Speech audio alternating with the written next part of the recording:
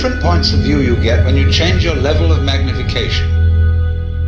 That is to say, you can look at something with a microscope and see it a certain way. You can look at it with the naked eye and see it in a certain way. You look at it with a telescope and you see it in another way.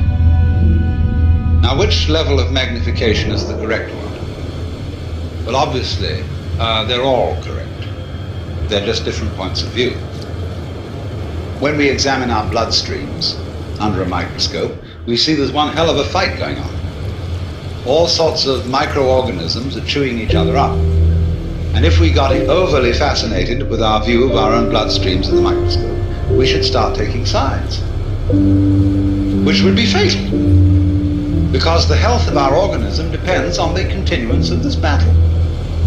What is, in other words, conflict at one level of magnification is harmony at a higher level. Now, could it possibly be, therefore, that we, with all our problems, conflicts, neuroses, sicknesses, political outrages, wars, tortures, and everything that goes on in human life, are a state of conflict, which can be seen in a larger perspective as a situation of harmony?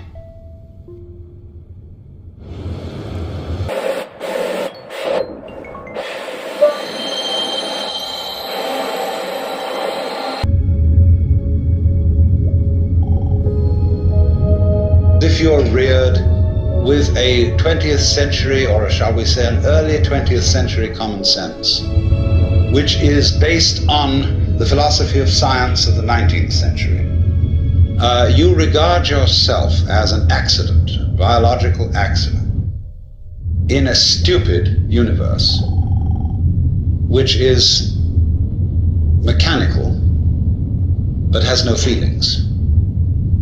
A vast, pointless gyration of radioactive rocks and gas in which you happen to occur. Of course, if you don't have that point of view and you are more traditional, you look upon yourself as a child of God, and therefore under authority. In other words, there's a big boss on top of all this. And you better watch your P's and Q's, because that Almighty is looking after you, with the attitude of this is going to hurt me more than it's going to hurt you. And when you look at the world in that image, or in the other image that it's a stupid mechanism, either point of view you take, you don't really belong. You're not really part of all this.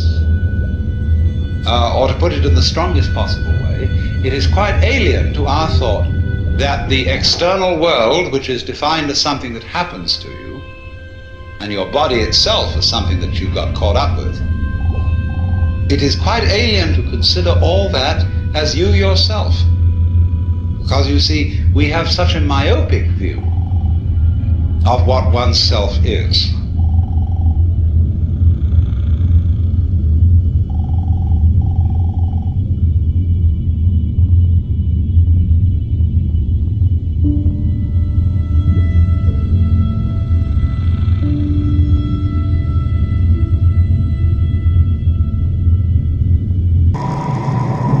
You could say, aha, at last I see, I got the point. I've seen how all this makes sense.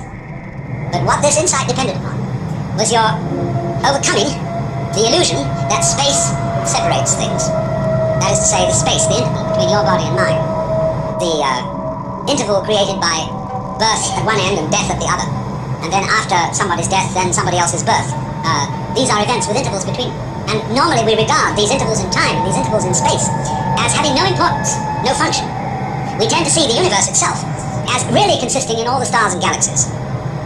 That's what it is, that's what we notice. But the space in which all this happens is sort of written off as something that isn't really there. But what one has to realize is that the space is an essential function of the things in the space. After all, you can't have separate stars unless there is a space around. Eliminate the space and you will see you couldn't have this phenomenon at all. And vice versa. You couldn't have the space. They wouldn't be there in any sense whatsoever if there weren't the bodies in it. So the bodies in the space and the space are two aspects of a single continuum. They're related together in exactly the same way as a back and a front. And you just don't get one without the other.